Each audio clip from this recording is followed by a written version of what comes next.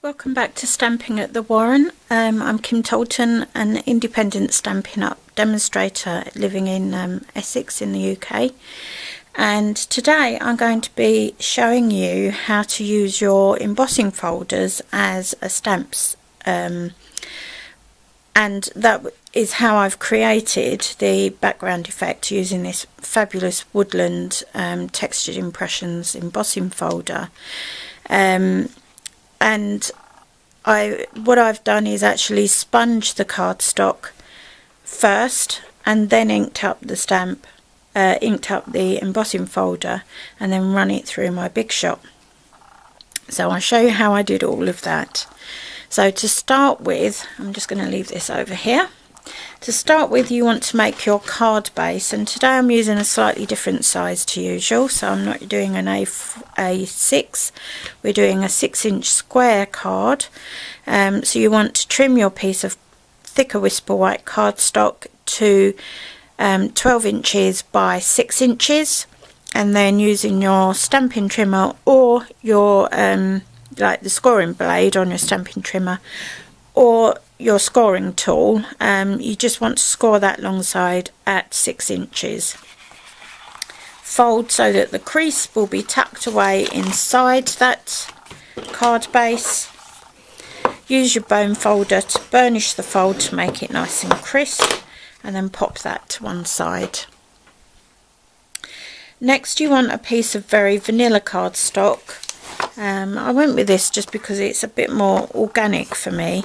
And I love it. It's a beautiful vintage. I'm a vintage girl at heart, and I've had to learn to do cards in all sorts of colours and types and styles, and but never mind. I enjoy all of it, absolutely all of it, and I love having challenges and trying to work out how can I do that, how can I use that differently.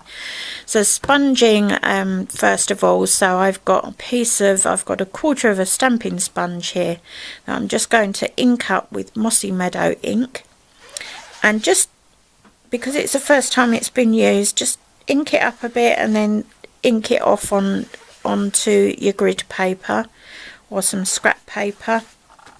And then you want to work in circular motions, and I want my sky to be roughly along that edge there. So I'm only going up with the green that far, and I almost want an ombre effect, so you want it darker at the base than you do at the top. And because once we use the embossing folder as the stamp, you want to be able to see the definition of the stamp itself. So there you go. That's all you need. You can darken it off at the bottom, so that way it has more of an impact of it being the frontal part of the landscape. And I've used Lost Lagoon. It's part of the same in colour collection, so I'm using Lost Lagoon, and we're using the cardstock as well as the ink for today's card. So again, just ink off because it's a new sponge, and get that nicely inked, and then start roughly where the border is. Now you don't want this to be completely sponged because you want some texture in there. You want some semblance of it being a sky just poking through.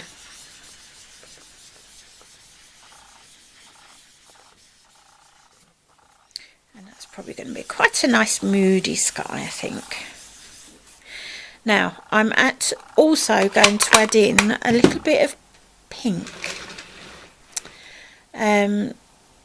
So I think I am going to use, I'm just checking through I'm actually going to use some Blushing Bride, I think, because skies often have pinks or peaches in them. So I'm just going to add some colour here.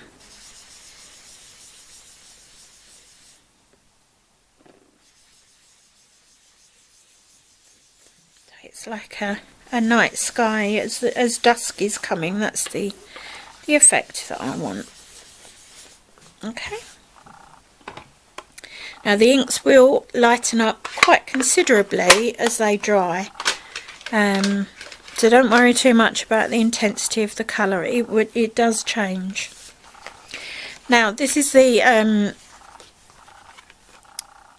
new Woodland texture impression embossing folder, and I've already marked with a Sharpies, use this side, and that's just because as I was playing around with this whilst I was trying different designs, etc., I just kept getting I kept inking up the wrong side, and you want to have the embossed side to be the trees, and the debossed side to be the effect of the forest and the leaves and everything down below it. So that's how I've done it anyway. So open up your embossing folder. Now you're not going to ink all the way up, because if you look at the original, you can see here that the ink does stop. You don't want, otherwise it won't have that sort of organic feel. It will just look all a bit over the top. So again, check which side, and to get the embossed side, if you always look at your embossing folders and you see the Sizzix emblem, that will always give you your embossed side. If you've got the flip side that's got no Sizzix emblem on, you'll be getting the debossed side, so the side where the image is kind of the negative, if you like. So get your Mossy Meadow ink pad, make sure you've got it locked right open with a click, and then start near the crease, not here, because this is actually the top of the card. You want down here, and you just want to ink up, and you don't want it to be entirely even, because you want some light and shade in there. So that's all I'm doing, and then what I'm going to do is using a little bit of soft kitchen towel, I'm just going to fade off some of these harsh edges a little bit, so that they look a little bit softer when they come out, just like that. Okay, and then in goes the cardstock, and you want, remember that this is the bottom of the card, so you want this face down, but you want the sky section to be at the top, and you want this close to the crease but not touching the crease. Fold it down very gently, and then you're putting it through the big shot on tab 1 on the multi-purpose platform. And there you have it. Okay, so now you can start assembling your card. So to keep the colours working together, I've used Lost Lagoon cardstock to mat onto, and this measures 14.1 by 14.1 centimetres, and I'm just going to use a piece of fast fuse adhesive just to pop that on, and do a little bit, do 2 strips and then just a little bit in the middle, just to make sure it's secured on. And remember, always flick when you get to the end of your strip with the fast fuse, flick it one way and then the next time flick it the other way, and then you're less likely to have fast fuse adhesive going a little bit wayward on you. So that's that part. Next we just want to do the sentiment, and the sentiment comes from the Antique Tags, which is a Hostess stamp set. So you would only be able to purchase this if you put in a qualifying order, either as an individual or through a workshop order. So if you really like it, it might be worth your while to invest putting through a slightly larger order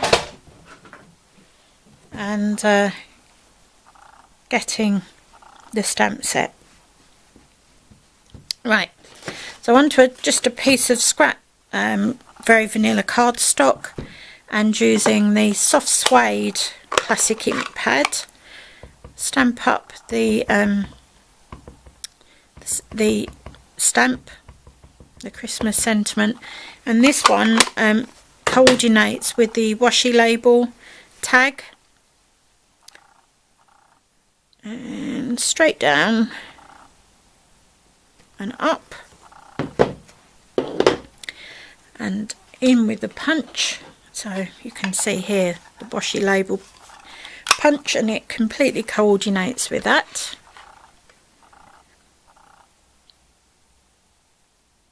So always use your punch so it's upside down so you can see where you're going. Takes all the guesswork out of it, and you end up with a much more aesthetic feel. That's that. Need a nice snowflake element, and I'm going to pop a Stampin' Dimensional on here, so you'll notice that the centre of this is actually hexagonal, so it's perfectly made to have a Stampin' Dimensional popped on the back, and it doesn't show.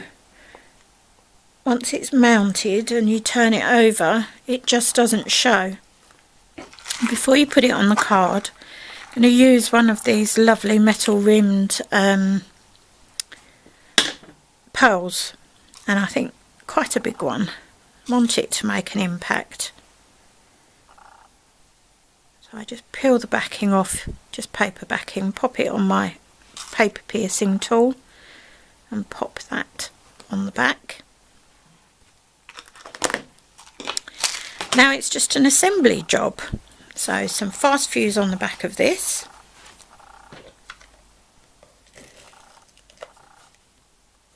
Just one strip either side.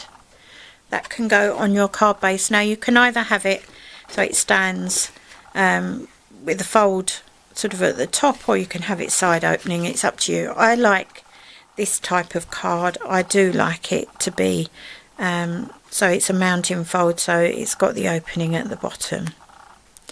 So try and get that as centrally as you can. I always go by eye. It's only if I'm doing fancy fold cards that I ever start using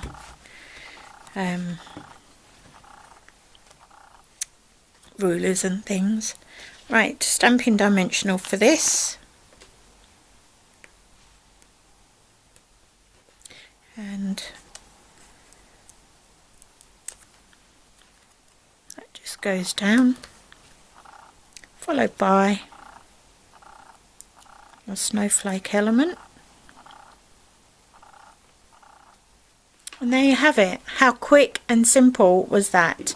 And you can see here the difference between the two, and that's just by varying the inks that you use, how high up you use colour on the embossing folder. But I think it's a pretty cool technique and really fun to make, and I love anything that involves me getting very inky anyway. So there you go. I hope you've enjoyed today's tutorial, and I look forward to seeing you back tomorrow.